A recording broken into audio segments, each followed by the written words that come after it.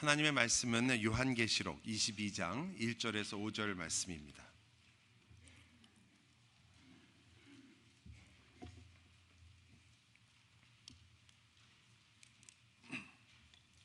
하나님의 말씀을 귀 기울여 들으시기 바랍니다. 또 그가 수정같이 맑은 생명수의 강을 내게 보이니 하나님과 및 어린 양의 보좌로부터 나와서 길 가운데로 흐르더라. 강 좌우에 생명나무가 있어 12가지 열매를 맺되 달마다 그 열매를 맺고 그 나무 잎사귀들은 만국을 치료하기 위하여 있더라. 다시 저주가 없으며 하나님과 그 어린 양의 보좌가 그 가운데에 있으리니 그의 종들이 그를 섬기며 그의 얼굴을 볼 터이요 그의 이름도 그들의 이마에 있으리라. 다시 밤이 없겠고 등불과 햇빛이 쓸데없으니 이는 주 하나님이 그들에게 비치심이라. 그들이 세세토록 왕노릇 하리로다. 아멘. 오늘 저희가 함께 읽은 이 본문은 계시록의 마지막에 등장하는 하나님 나라의 모습입니다. 여러분이 아시듯이 계시록은 하나님의 심판으로 유명합니다. 여러분이 계시록을 읽다 보면 7이라는 숫자가 자주 나오는데요, 그 중에 7개의 인, 7개의 대접, 7개의 나팔 모두 다 쏟아질 때마다, 열릴 때마다 수많은 하나님의 진노의 심판들이 있습니다. 천재지변, 파괴, 멸망. 그러다 보니까 많은 분들은 계시록을 대부분 두려움의 책으로 그렇게 많이 이해합니다. 물론 계시록에는 그만큼 많은 경고와 그리고 심판이 있습니다. 그러나 계시록의 목적은 사실은 거기에 있지는 않습니다. 계시록의 목적은 하나님의 백성들에게 끝까지 믿음을 지키며 무너지지 말고 내가 너희와 그 모든 것에도 불구하고 함께 있으니 승리하라는 그러한 격려입니다. 이렇게 망할 것이다가 아니라 이렇게 승리할 것이다를 우리에게 보여주는 책이기 때문입니다. 그런 면에서 본다면 오늘 우리가 읽은 짧은 본문이지만 이 본문이야말로 예수 그리스도의 승리 그리고 하나님 나라의 완전한 영광에 대해서 보여주는 영광스러운 본문 중에 하나입니다. 그리고 이 마지막 책, 마지막 부분을 우리가 함께 읽으면서 우리는 굉장히 익숙한 단어들을 발견합니다. 그것은 바로 흐르는 강이 있고 거기에는 생명나무가 있다는 그러한 표현입니다. 어디서 많이 들어본 것 같죠? 교회를 처음 나오신 분들도 이 동사는 알고 있습니다. 아마 그 이유는 교회를 안 나오셨어도 제임스 딘을 알기 때문이 아닐까. 에덴의 동쪽이라는 영화 때문이 아닐까. 에덴이라는 곳, 그리고 그 에덴의 중앙에 어떤 나무가 있죠? 생명나무와 선과 악을 알게 하는 나무가 있었습니다. 그것은 우리에게 굉장히 어떻게 보면 에덴이라는 것이 창세기에 있거든요. 창세기는 첫 번째 책입니다. 그 처음 나오는 첫 번째 책의 처음 부분에 있는 이야기가 계시록이라고 말하는 성경의 가장 마지막 책의 마지막 부분에 나온다는 것, 이 둘이 같이 등장한다는 것은 우리로 하여금 이 둘 사이에 분명한 연관이 있고 무언가 의도하는 것이 있다는 것을 알 수 있습니다. 물론 그 첫 번째 의도는 과거에 말했던 에덴을 다시 한번 끄집어냄으로써 그 에덴이 어떻게 회복되는가를 보여주려는 데 있죠. 그러나 조금만 자세히 읽으면 좀 다른 부분도 꽤 많이 있어요. 예를 들어서 에덴에서는 그냥 강으로 나왔던 것이 이 계시록에 가면은 생명수 강이 됩니다. 에덴에서는 생명나무만 나왔던 것이 이쪽에서는 생명나무의 열매와 과실들이 달마다 열리는 내용이 나옵니다. 게다가 여러 가지 중에 제일 다른 것은 에덴에는 아담과 하와만 있었는데 이 계시록 마지막에 가서는 하나님의 허다한 백성들이 그곳에 있습니다. 없는 것도 있어요. 에덴 동산의 중앙에는 선과 악을 알게 하는 나무가 있었죠. 계시록에는 그 나무가 없습니다. 그러므로 이 둘은 비슷해 보이지만 다른 점이 있는 거죠. 즉 옛날에 있었던 에덴을 그냥 회복하는 것이 아니라 이것은 새로운 에덴이 이루어지고 있다는 것을 보여주는 것입니다. 그것보다 훨씬 더 어떤 의미에서 확장되고 더 놀랍고 더 영광스러운 에덴이 지금 이루어지고 있다는 것을 계시록은 보여주고 있습니다. 그렇다면 우리는 이렇게도 얘기할 수 있겠죠. 성경을 이야기할 때 예수 그리스도의 십자가의 공로와 부활과 그리스도의 승천과 하나님 나라의 완성이라는 면에서 성경을 우리가 쭉 볼 수도 있지만, 또 이렇게 말하는 것도 틀리지 않습니다. 결국 하나님의 첫 번째 창조였던 그 에덴이 더 놀랍고 완성된 모습으로 완전하게 이루어지는 것, 그것이 바로 이 성경의 전체적인 줄거리의 내용이라고도 우리가 볼 수 있습니다. 만약 그렇게 본다면 우리는 이 에덴 동산의 회복을 통해서 새로운 에덴을 보여주시는 것, 그것이 바로 하나님 나라가 이제 에덴 동산에서 보여주었던 것뿐만 아니라 이 새로운 에덴에서는 온전히 완성된다는 것, 그리고 그 중간에 그것이 그렇게 될 수밖에 없었던 스토리가 있다는 것을 충분히 알 수 있습니다.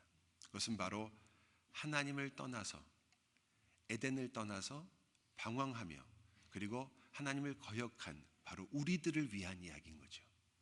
그 우리들을 위한 그 하나님의 끈질긴 사랑과 포기하지 않는 그 하나님의 추적, 하나님이 끝까지 우리를 놓지 않으려 하시는 그 하나님의 마음을 이 성경은 담고 있는 것입니다. 분명 처음에 에덴으로 시작했는데 그 에덴을 버렸던 우리들을 향한 하나님의 끊임없는 사랑을 우리는 성경에서 발견하게 됩니다.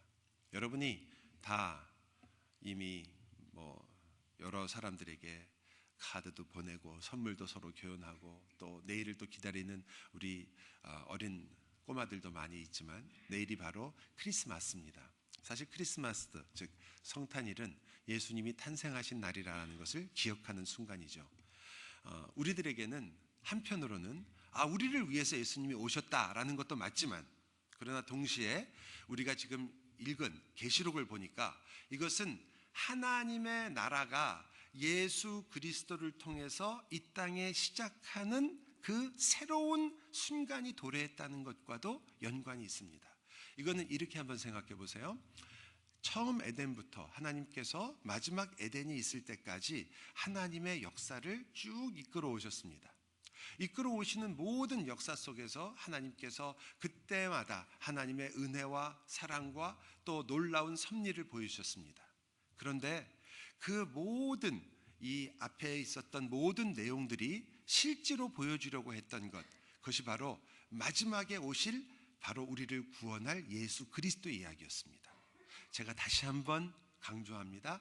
마지막에 올 예수 그리스도였습니다. 따라서 책으로 친다면 성경책의 앞부분이 예수 그리스도가 태어나면서 뭐가 시작했냐면 마지막이 시작하는 거죠. 책으로 본다면 마지막 챕터가 열린 겁니다. 하지만 아직 마지막 장까지는 가지 않은 거예요. 마지막 챕터의 첫 장이 열리는 순간이 바로 예수님의 탄생입니다. 그래서 성경은 바로 예수님이 오신 이후부터의 시간을 마지막 때라고 얘기합니다. 그리고 여러분이 자주 듣는 단어, 종말이라는 단어가 바로 거기서 온 것입니다. 그러니까 지금 여러분과 저는 예수님이 태어나신 이후에 살고 있죠. 따라서 우리는 어떤 세대에 살고 있는 겁니까? 그렇죠? 종말 혹은 마지막 세대에 살고 있습니다. 여러분이 마지막 세대의 마지막 순간에 지금 살고 있다는 좀 그런 감회가 좀 없으세요? 이 온 우주의 역사에 지금 이 눈에 보이는 세계의 마지막 시대를 살고 있는 거예요, 여러분이요. 아무려면 어떠나 마지막이건 그냥 하지만 그래도 우리가 그런 역사 의식을 좀 가지면 우리의 산다는 인생이 어떤 것인지 좀 생각해 보세요. 어떤 분은 그 마지막이 벌써 2000년이 지났습니다. 물론 2000년이 적은 시간은 아닙니다, 우리들에게. 그러나 이 우주를 한번 생각해 보세요. 2000년이란 시간, 이것이 과연 정말로 그렇게 긴 시간입니까? 그래서 성경에도 나와 있듯이 하나님께 이 1000년이라는 것과 하루는 아무런 차이가 없는 시간이라고 말하죠. 우리가 보기에도 우리가 이 하나님께서 이 놀라운 역사를 통해서 이끌어가고 있는 이 구원의 역사 속에서 드디어 우리는 그리스도가 여신 마지막 세대에 살고 있습니다. 왜 이걸 제가 강조하냐면 마지막으로 갔다는 의미 자체는 단순한 의미가 아니거든요. 이제 앞에 있었던 시대를 우리가 무시할 수는 없지만, 그러나 이제 마지막 세대에 살고 있는 우리만의 특징이 생긴 겁니다. 그 전 세대는 다 경험하지 못했던 마지막 세대가 갖고 있던 굉장히 중요한 특징 중에 하나가 바로 예수님께서 하나님 나라를 시작하셨다는 표현입니다. 그리스도께서 오심으로 하나님 나라가 시작됐고, 아직 하나님 나라가 완성이 되지 않은 시간이죠. 즉 예수 그리스도께서 오신 것은 심판을 위해 오신 것이 아니라 구원을 위해 오셨다는 뜻입니다. 그리고 그 구원이 이루어지는 시간이 지나면 마지막에 뭐가 있게 되겠어요? 심판이 있게 되죠. 예수님은 다시 오시게 됩니다.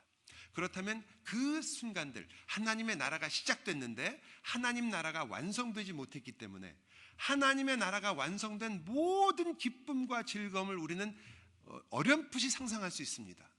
병이 없으며 슬픔이 없으며 눈물이 없으며 기쁨과 희락과 찬송만이 있는 그러한 것을 우리가 어렴풋이 짐작할 수 있습니다. 그러나 그러한 완전한 하나님의 나라는 아직 오지 않았지만, 그러나 하나님 나라는 이미 시작됐습니다. 예수님이 오셨으니까요. 그렇다면 우리는 이 땅에서 지금 사는 동안 이렇게 완전히 이루어진 하나님의 나라는 다 경험하지 못하지만 이미 예수 그리스도 안에서 시작된 하나님의 나라는 경험할 수가 있게 되는 거죠. 제 질문은 이런 겁니다. 그래서 우리가 했느냐? 그 하나님의 나라를 우리가 정말로 경험하고 있느냐? 자, 이 나라가 온 것은 우리가 아는 것처럼 객관적인 사실입니다.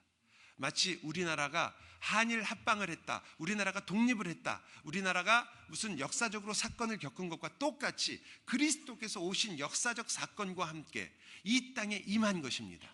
그리고 예수 그리스도를 믿는 자마다 그 그리스도를 통한 하나님의 나라가 그들 가운데 임하게 된 거죠. 그 나라가 임한 것을 모르고도 살 수 있습니다. 우리가 그 나라의 그 놀라운 영광을 다 깨닫지 못하고도 살 수 있습니다.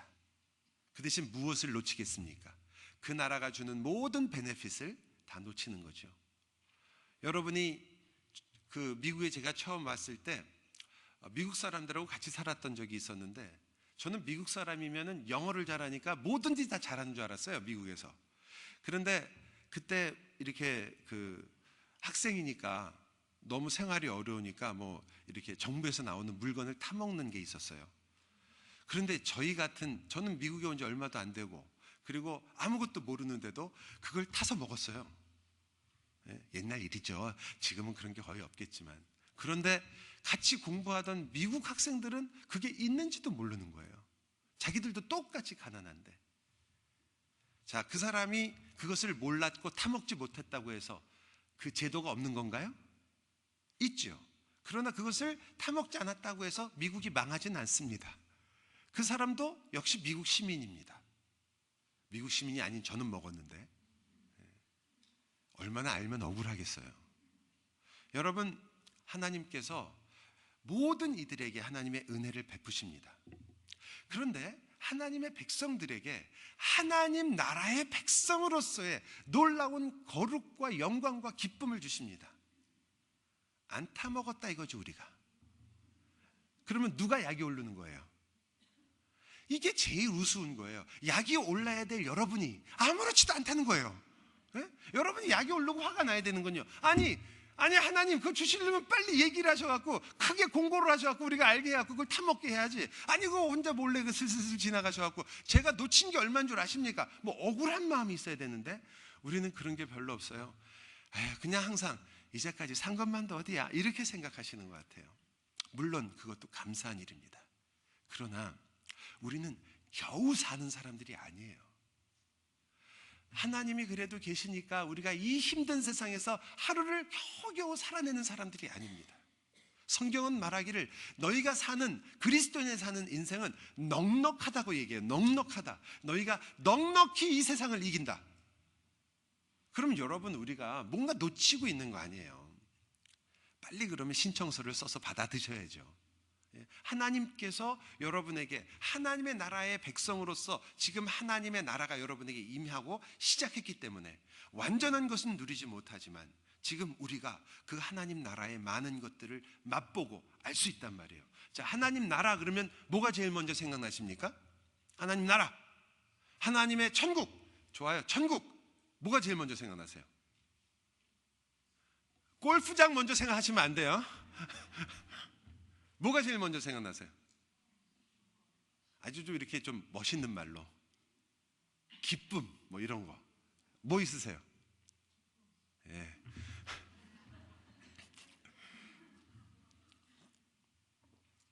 천국에 가서 절대로 주님이 아무리 물어보더라도 나성 남포교회 다녔다고는 얘기하지 마세요.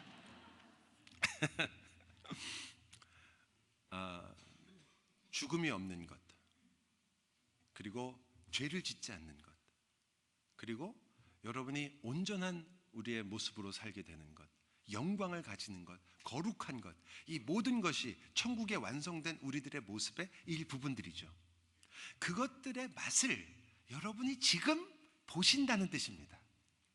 여러분이 죄와 지금 싸워서 이길 수 있을 뿐만 아니라 죄를 이기는 그 자리에 갈 수 있고, 또 여러분이 거룩과 그리고 영광과 기쁨을 지금 누릴 수 있는, 그래서 바울이 항상 기뻐하라, 주 안에서 기뻐하라 라고 말할 수 있는 그 희락과 기쁨을, 이 세상이 도저히 따라올 수 없는, 우리가 이렇게 피곤하고 지치며 힘든 세상 속에서도 충분히 누릴 수 있는 참된 기쁨을 우리가 가지고 있다는 거죠.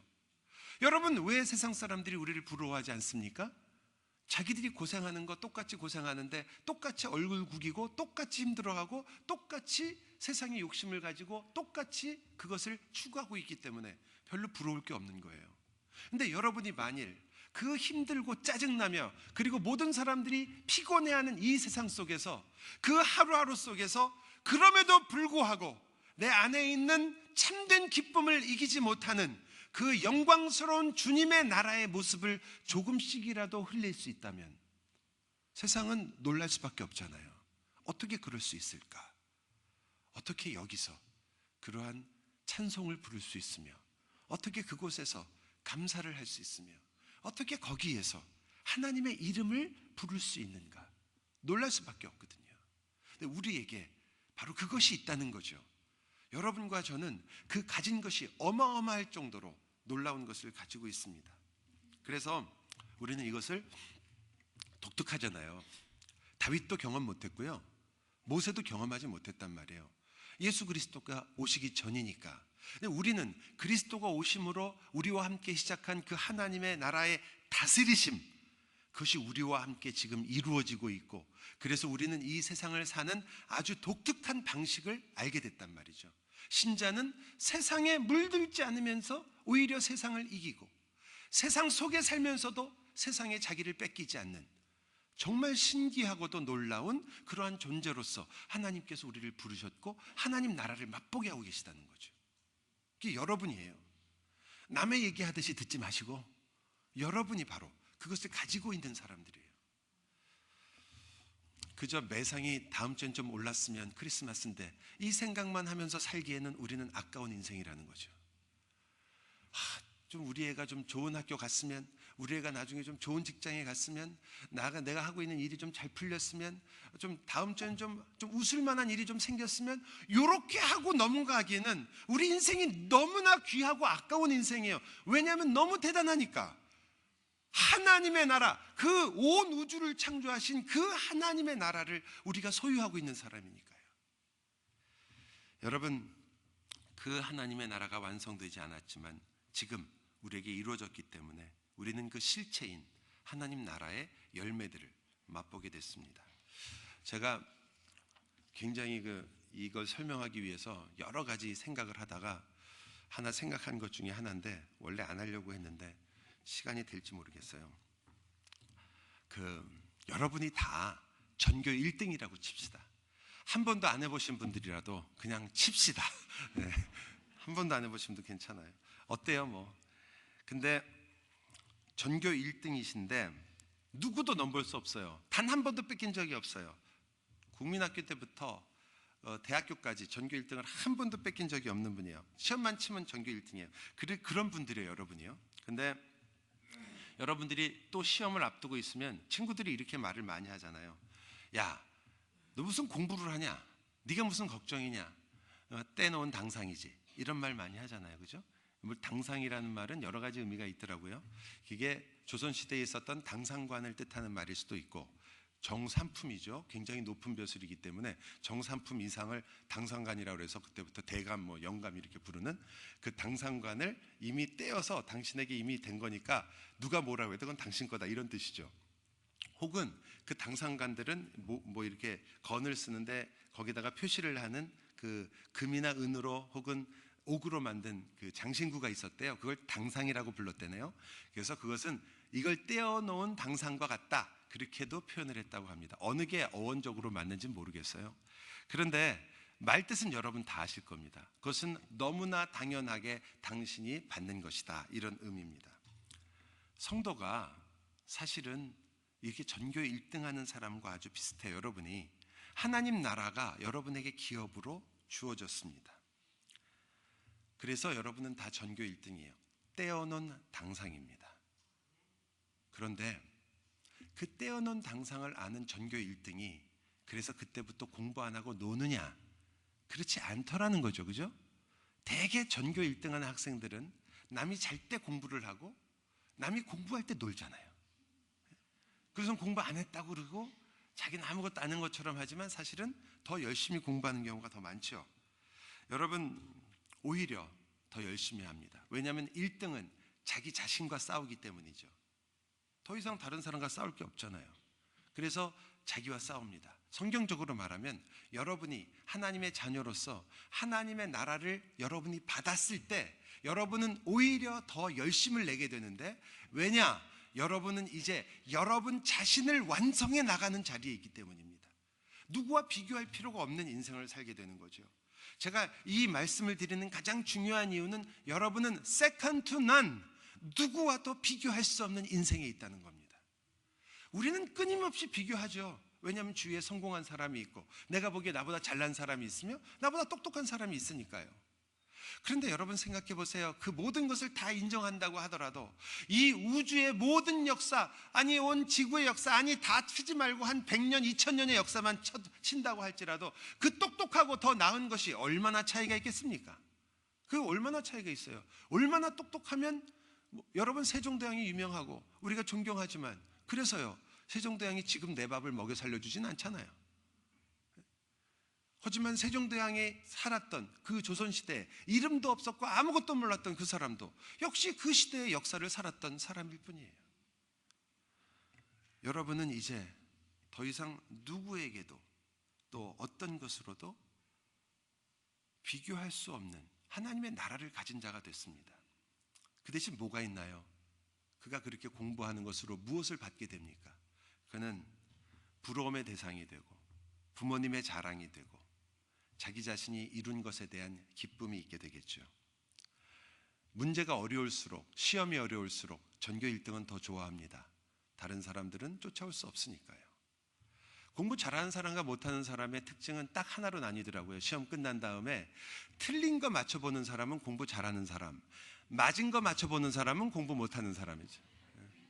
자기가 뭐 맞았는지만 기억나는 사람이 되게 공부를 못하고 하나 틀렸다, 이게 공부 잘하는 애들이죠. 여러분과 제가 바로 그러한 사람들입니다. 여러분은 여러분이 하나님을 위해서 한 일을, 하나님을 위해서 내가 열심히 부린 일이 기억나는 게 아니라 여전히 하나님 앞에서 부끄러우며 하나님의 은혜에 여전히 감격할 수밖에 없으며 내가 무엇도 할 수 없는 존재인데 하나님 앞에 왔다는 것을 기뻐하는 존재가 됩니다. 왜냐? 하나님 나라를 지금 소유하고 있기 때문이죠. 그래서 우리는 마지막 누려야 하는 그 마지막에 있는 그 영광과 그 놀라움을 지금 누리고 있습니다. 오늘 본문에 바로 그 영광들이 나온 거죠. 하나님의 나라의 완성된 모습이 바로 이것이다. 그 적어도 4가지가 있는데 제가 3가지를 설명을 드릴 것이고 한 가지는 여러분이 혼자 공부를 하셔야 되는, 그래서 4가지를 말씀드릴 겁니다. 하나는, 첫 번째는 생명수 강입니다. 생명수 강이 바로 이 하나님 나라의 놀라운 표현인데요. 여러분, 생명수라는 것은 물론 우리의 갈증을 그리고 우리가 목마른 것을 채워주는 것이 분명합니다. 그러나 여러분이 이 생수에 대해서 성경에서 예수님께서 자주 언급하신 것 중에 아주 유명한 두 가지만 우리가 좀 생각해 보면 이 생명수가 조금 더 분명해집니다. 첫 번째는 사마리아 여인과의 대화에서 이 생수가 나옵니다. 예수님께서 이 생수를 마시면 네가 다시는 목마르지 아니할 것이라고 분명하게 얘기하시고 그 여인은 그것을 정말 갖고 싶어 합니다. 그때 주님께서 그 여인의 과거에 대해서 말씀하시고 물으시죠. 저는 이 생수가 그 여인이 그 생수를 얻으려고 했던 그 예수 그리스도 자신으로부터 흘러나오는 이 생수가 사실은 그 여인의 과거를 아는 물이라고 생각합니다. 그 여인의 아픔을 안 물이요.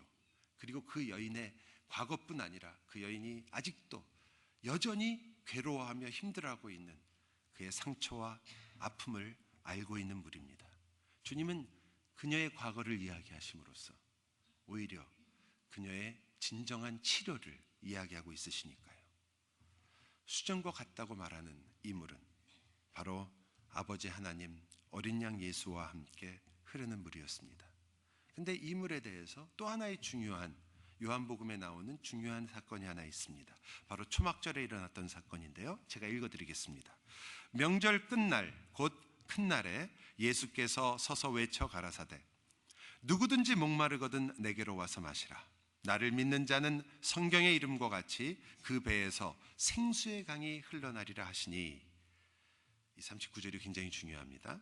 이는 그를 믿는 자의 받을 성령을 가리켜 말씀하신 것이라. 그 생수의 강이라고 얘기하시면서 그것이 성령이라고 얘기합니다. 여러분이 다 아시는 것처럼 생수의 강이 성령이란 뜻이 아닙니다. 그죠? 그 성령을 표현하는 단어로서 생수의 강이 나오는 거죠. 역시 이 계시록에서도 이미 하나님 아버지는 나왔습니다. 어린 양 예수 그리스도도 나왔습니다. 그리고 그 보좌로부터 아버지와 아들의 보좌로부터 흘러나오는 생수의 강이 바로 무엇을 상징하고 있습니까? 바로 성령 하나님의 임재를 우리에게 보여주고 있는 거죠. 이렇게 본다면 여러분이 창세기에서도 똑같은 장면을 우리가 보게 됩니다. 우리들이 다 아는 것처럼 하나님께서 말씀으로 이 세상을 창조하실 때 그 말씀이 바로 그리스도였고 하나님 아버지께서 창조하고 계셨고 그리고 그 수면 위에 하나님의 영이 운행하고 있었습니다. 첫 번째 창조가 삼위 하나님, 이 삼위일체이신 하나님의 역사에 있던 것처럼 마지막 이 놀라운 창조, 새로운 창조, 새 하늘과 새 땅의 창조에도 역시 아버지 하나님과 아들과 성령 하나님의 역사가 같이 등장하는 것입니다. 성령 하나님께서 바로 이 생명수의 강을 우리에게 보여주며 그것이 우리 가운데 넘쳐나게 흐른다는 것은 바로 우리의 삶이 지금 예수를 믿는 모든 사람의 삶이 성령 하나님이 없이는 설명될 수 없다는 것을 말합니다. 여러분이 그 성령 하나님을 끊임없이 의지하며 그 충만함으로 살고 있던지 혹은 여전히 연약하지만 힘들어하고 있던지 혹은 여러분이 성령 하나님조차 까맣게 까먹고 내 욕심대로 내 인생을 살고 있는 그러한 시험과 유혹 속에서 흔들리고 있던지 여러분이 만약 그리스도 예수를 알고 있으며 주님 앞에서 그 십자가의 능력을 고백하는 하나님의 진정한 성도라면 여러분은 그 성령이 없이는 그 어떤 순간에도 여러분의 인생을 설명할 수 없습니다. 왜냐하면 그 성령 하나님께서 우리 안에 지금 강처럼 흐르고 있기 때문입니다. 그것은 여러분이 흘러주십시오 해서 흐르는 것이 아니고 내가 성령을 인정해서 내 안에 오시는 것이 아니며 그리고 성령이 내가 바라는 것을 내가 해주는 그 순간에만 내 안에 역사하는 것이 아니라 단지 그것이 충만하게 여러분의 모든 삶에서 그 성령 하나님의 역사를 여러분이 충분히 느끼며 드러내지 못할 뿐 성령 하나님은 여전히 여러분과 함께 있으며 지키시며 보호하고 있습니다. 여러분이 하나님의 자녀라는 그 이유 때문입니다. 그러나 아까도 말씀드렸지만 그렇게 성령 하나님께서 여러분과 함께 있는 것은 사실이지만 그것으로부터 기쁨을 얻으며 그것으로부터 힘을 얻으며 그것으로부터 모든 것을 여러분이 정말 누리는 것은 성령 하나님의 충만하심을 우리가 알 때입니다. 여러분의 삶 속에 충만하신 그 성령 하나님의 역사를 여러분이 함께 경험하려고 할 때입니다. 저는 이것이 에스겔서의 47장에 나타난 성령의 역사 속에서 거기서도 역시 성전으로부터 이 생수의 강이 흘러나옵니다. 그리고 동쪽 문으로 흘러나가죠. 그리고 그 물이 점점 많아집니다. 맨 처음엔 무릎을, 그 다음엔 발목을, 그 다음엔 무릎을, 그 다음엔 가슴을, 그 다음엔 머리까지 이 물이 완전히 차서, 그리고 그 강가에는 생명나무처럼 나무가 쫙 서 있고 거기서 열매를 맺는다고 성경이 표현합니다. 에스겔서는 바로 창세기의 에덴을, 그리고 또 계시록의 그 새로운 에덴을 보여주고 있는 거죠. 거기 있는 그 발목으로부터 시작하는 그 성령의 충만함의 묘사를 저는 우리들이 우리의 삶 속에서 여전히 경험하고 있다고 봅니다. 여러분과 제가 경험해야 될 것은 그 성령의 충만함 속에서 여러분이 하나님의 다스리심을 여러분의 삶의 모든 부분에서 하나씩 이루어내는 일입니다. 그렇지 않으면 우리는 겨우 발목에서 찰랑거릴 수 있습니다. 예를 든다면 나는 그래도 예수 믿은 다음부터 술 취하는 건 안 한다. 술 안 먹는 게 아니고 그래도 먹긴 먹는데 그런 거 말고 성경이 말하는 그대로 나는 이제 술에 취하지는 않는다. 그건 여러분이 발목에서 찰랑거리는 것과 마찬가지일 수 있습니다. 왜냐하면 그것 하나를 지키는 것으로 예수 믿는 것을 다 표현하려고 하기 때문이죠. 그것은 너무나 하나님의 나라를 가난하게 만드는 것 아니겠습니까? 나는 이제는 거짓말을 적게 한다. 그것도 역시 마찬가지입니다. 여러분과 제가 어쩌면 성령 하나님께서 역사하시는 것에 대하여 너무나 민감하지 못할 수 있습니다. 우리는 길 가다가 어려운 사람에게 도와줄 수 있습니다. 그것이 정말 도와주는 일이 나쁜 것은 아니지만 그것은 우리의 양심에서, 혹은 내가 그렇게 하면 내가 편해지니까 여러 가지 이유가 있을 수 있겠죠. 그러나 그것이 정말 성령 하나님의 역사에 의지하고 의식적으로 하나님의 나라를 생각하고 있느냐, 그것과는 조금 다를 수 있습니다. 오히려 여러분이 지금 성령 하나님의 인도하심에 있다는 것 때문에 예수 그리스도께서 여러분이 이 땅에 우리와 같은 몸으로 계실 때 성령 하나님께서 그를 지키셨고 성령 하나님으로 충만하셨으며 성령 하나님으로부터 위로를 받으셨고 성령 하나님으로 그 겟세마네 동산의 기도를 승리하셨다는 것을 우리가 다 압니다. 바로 그 성령 하나님이 지금 여러분과 함께 있는 겁니다. 이 세상에서 그 모든 것을 이기게 하셨던 그 성령 하나님께서, 다른 성령 하나님이 아니라 같은 성령 하나님이 지금 여러분과 함께 있는 거예요. 그 성령 하나님을 의지하는 것이 바로 우리의 삶이 되는 겁니다. 그런 의미에서 본다면 저와 여러분은 우리가 하나님의 말씀을 알며 나갈 때 이것이 얼마나 중요한지를 보게 됩니다. 예를 들자면 남편에게 순종하라 라는 말씀을 들었을 때 어떤 자매는 이렇게 생각할 수 있겠죠. 지금 시대가 어떤 시대인데 무조건 순종을 하나, 남편이 항상 옳을 수도 없는 거고 이건 좀 무언가 좀 너무 심한 말인 것 같다, 이렇게 생각하실 수 있겠죠. 약간의 불만이나 반발심이 있을 수 있습니다. 또 어떤 분은 하나님의 말씀이니까 그대로 우리는 순종한다. 남편이 파수로 매주를 쓴다고 하면 믿고, 남편이 죽으라는 신용을 하면 죽고, 이게 말씀을 지키는 것이다 라고 생각할 수 있습니다. 두 분 다 꼭 틀리다고 보기는 어렵지만 사실은 어떻게 보면 발목에서 찰랑거리는 것과 마찬가지입니다. 왜냐하면 그 말씀을 우리가 조금 더 깊이 이해하게 되면 이것이 단순한 남녀의 문제가 아니고 단순한 남편과 아내의 문제가 아니라 교회와 그리스도의 이야기라는 것을 알게 됩니다. 그리고 교회 그리스도의 관계 속에서 우리는 순종이라는 단어, 왜 남편에게 순종하라고 하는 그 말이 왜 나왔는지를 깨닫기 시작합니다. 그리스도에 대한 신뢰와 그리고 그리스도를 어떻게 존중하는 것에 대한 이야기, 이것이 단순히 내가 남편의 말을 지켜주는 것이 아니라 마음의 문제요, 그리고 우리가 어떠한 태도를 가지는가를 보여줍니다. 이것은 남편에게도 똑같이 적용되는 말씀이라는 걸 알게 되죠. 즉 남편이 그리스도처럼 신뢰받을 만하며 존중받을 만한 삶을 살아야 된다는 것을 동시에 이야기하고 있기 때문입니다.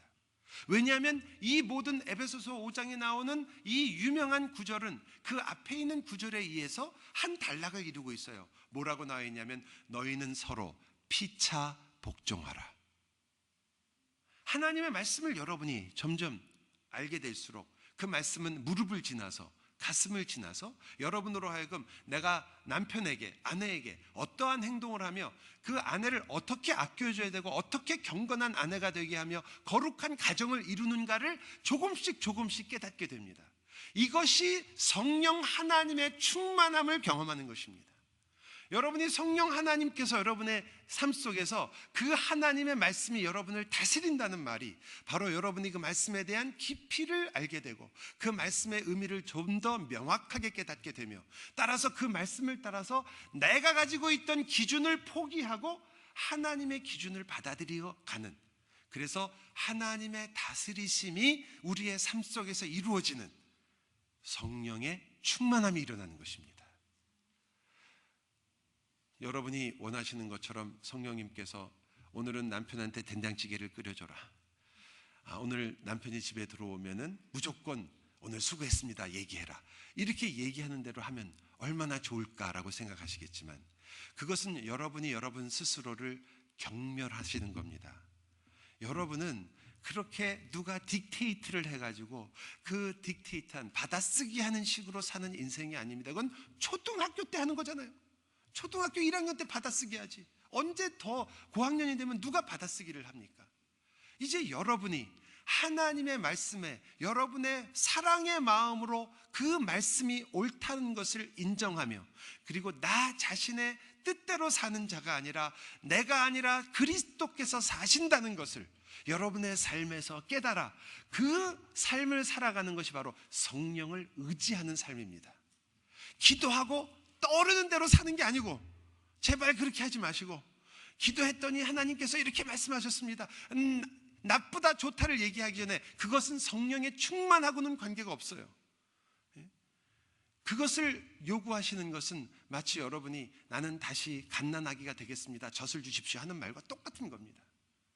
이제는 여러분이 하나님의 말씀의 깊이를 깨달아 내가 가지고 있던 인생의 가치에 대한 판단을 포기하고 하나님의 선과 악을 받아들이고 하나님이 거룩하며 선하신 것처럼 우리도 그 거룩한 삶을 살기를 추구하게 되는 것, 그게 성령의 인도하심인 것입니다.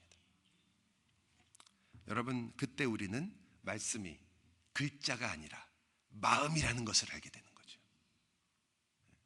말씀이 여기 적혀있는 이런 하얀 데 적혀있는 이 글자들이 하나님의 말씀이 아니고 여러분의 마음판에 새겨지는 그 하나님의 말씀을 아시게 되는 겁니다. 여러분, 이 본문에는 두 번째로는 생명나무가 등장합니다. 생명나무는 열매를 맺는 나무들이죠. 여기는 달마다 열매를 맺는다고 말했습니다. 한 번만 먹으면 되는 게 아니란 뜻이잖아요. 우리는 되게 생명나무 한 번 먹으면 나 구원받는구나 이런 생각을 많이 하시는데 오히려 여기 있는 걸 보니까 달마다 그 열매를 맺고 계속해서 먹어야 되는 그러한 열매로서 이야기합니다. 이 생명나무는 생명수 근처에 세워져 있으며 그리고 단순하게 서 있는 것뿐만 아니라 그 나무 자체가 우리에게 회복을 그리고 우리에게 힘을 주며 우리로 하여금 살게 하는 그러한 나무라고 이야기합니다. 여기서 우리가 이제 이 나무를 조금 더 이해하기 위해서 선과 악을 알게 하는 나무를 조금 이해하시면 더 좋겠죠. 왜냐하면 이것이 에덴 동산하고 관계 있으니까요. 에덴 동산에선 선과 악을 알게 하는 나무가 함께 동산 중앙에 있었습니다. 우리는 대개 생명나무는 무조건 좋은 것이고 선과 악을 알게 하는 나무는 항상 기분이 안 좋은데, 왜냐하면 그거 먹고선 끝난 우리가 이렇게 됐잖아요. 별로 안 좋아하는데 원래 하나님께서 둘 다 중앙에 두신 것은 둘 다 소중하다는 뜻 아니겠습니까? 그리고 그것 자체가 조금 더 많은 설명이 필요할지 모르지만 선과 악을 알게 하는 나무라는 것은 다시 말하면 나에게 내가 선한 것과 악한 것을 구분하고 내 뜻대로 하는 것이 아니라 하나님께서 선과 악을 구분하는 그 삶을 내가 산다라는 것을 의미하는 거죠. 그렇죠?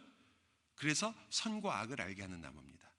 그들이 선과 악을 알게 하는 나무를 열매를 먹었을 때 성경에서 말하는 대로 이제는 내가 선과 악을 결정하게 됐습니다. 내가 좋으면 선한 것이고 내가 싫으면 악한 것이고, 그것이 지금 우리의 모습이 된 거죠. 원래는 안 그랬던 거예요. 하나님이 옳다는 것에 우리도 같이 갔었습니다. 그런데 우리가 이제 다시 돌아간다면 선과 악을 알게 나무는 그래서 어떤 역할을 하냐면 마치 율법과 같은 역할을 하는 거죠. 그리고 생명나무는요, 사실은 하나님과의 영원한 생명의 관계를 이야기하게 되는 거죠. 이 두 가지가 어디에 있게 되냐면 여러분이 잘 아시는 성막과 성전에 있게 됩니다. 제가 다시 바꾸어 말하면 에덴 동산은요, 다른 곳이 아니라 바로 선과 악을 알게 하는 나무와 생명나무를 가지고 그 하나님의 임재 속에서 하나님을 예배하는 장소였던 겁니다. 여러분이 아시는 것처럼 언약궤, 십계명이 어디 있었습니까? 지성소에 있었죠.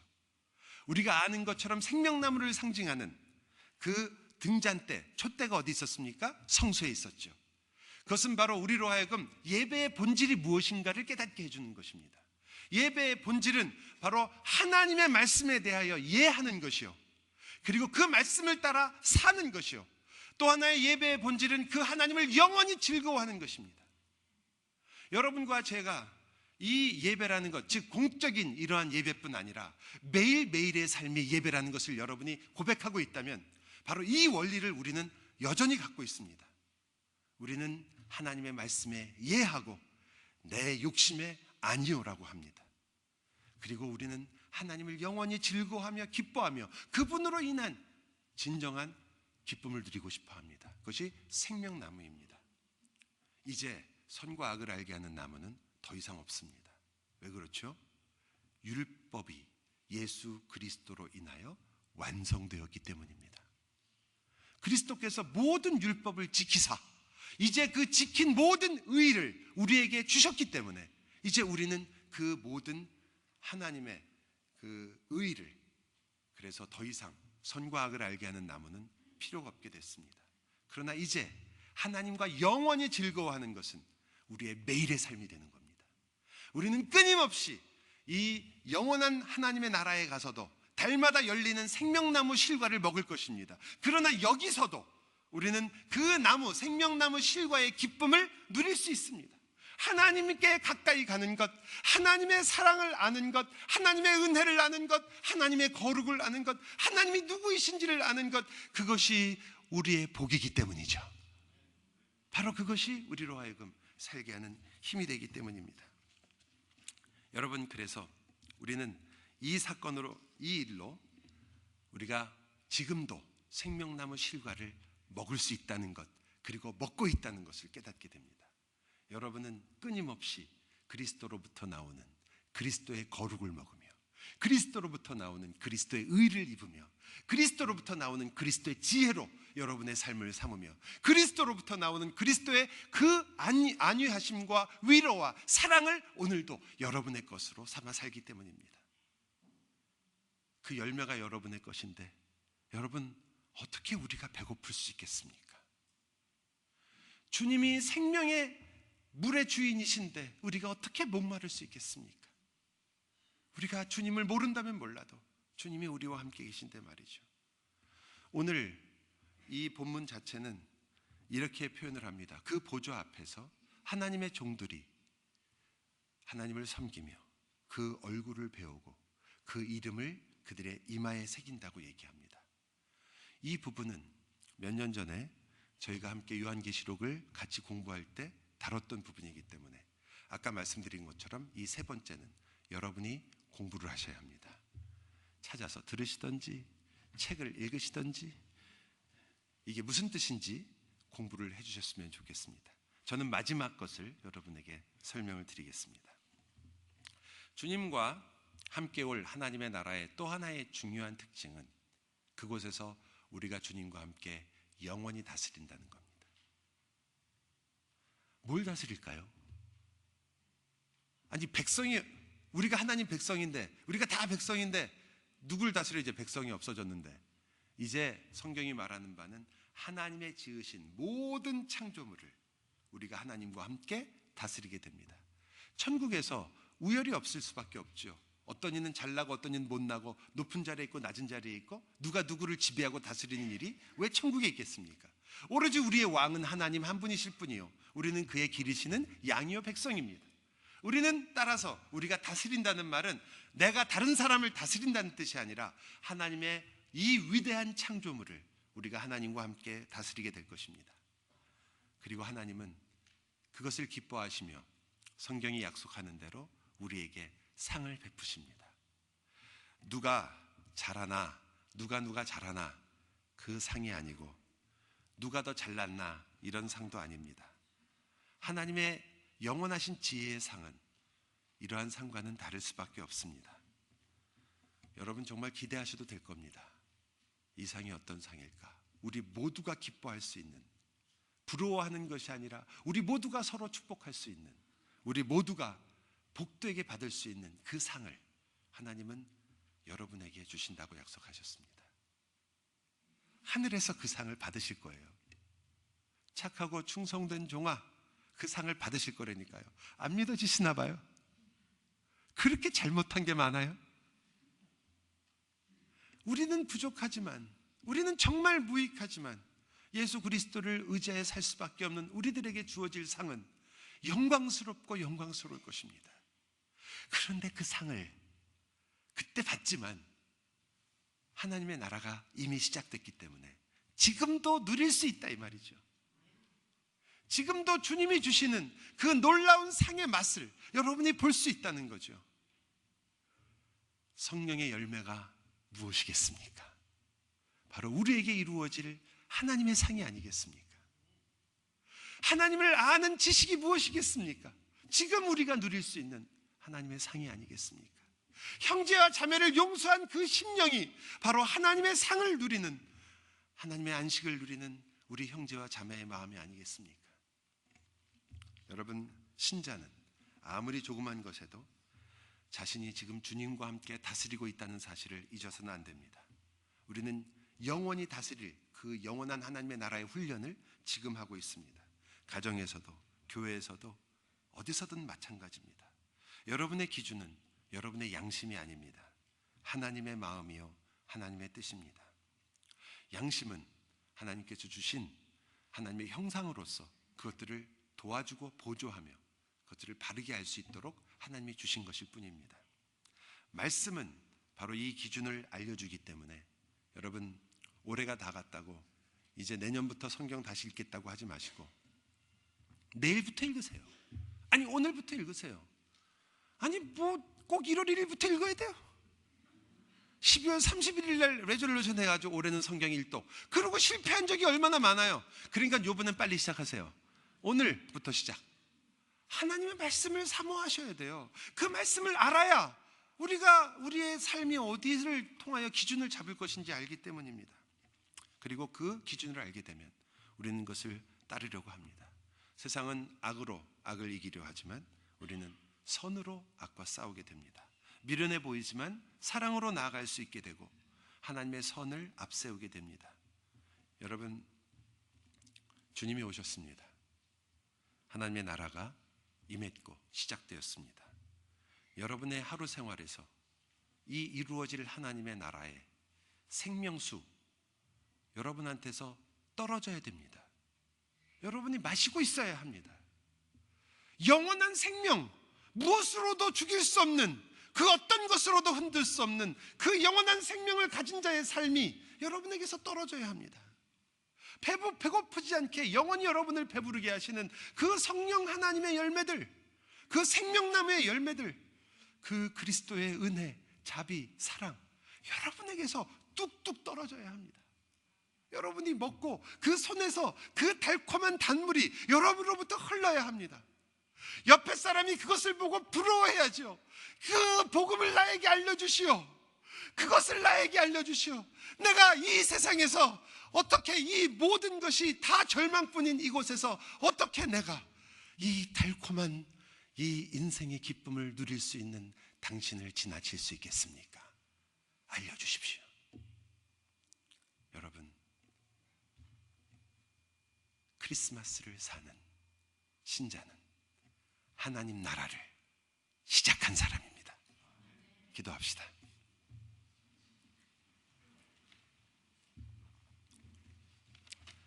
사랑의 주님, 저희가 어찌 잊을 수 있으며 어찌 이것을 뒤로 돌릴 수 있겠습니까? 우리가 어찌 이것을 놓칠 수 있으며 하나님과 함께 걸어가는 삶의 기쁨을, 진리를 행하는 그 기쁨을, 힘들지만 진리 속에서 사는 그 영광을 어떻게 놓칠 수 있겠습니까? 주님 도와주시고 인도해 주시며 우리의 삶이 성령 하나님의 놀라운 영광 속에 있다는 것을 다시 한번 기억하고 그 성령 하나님께 끝없이 의지하도록 도와주옵소서. 주님과 같은 삶을 저희가 살기를 원합니다. 우리를 부인하고 우리의 십자가를 지겠나이다. 예수 그리스도 이름으로 기도하옵나이다. 아멘. 다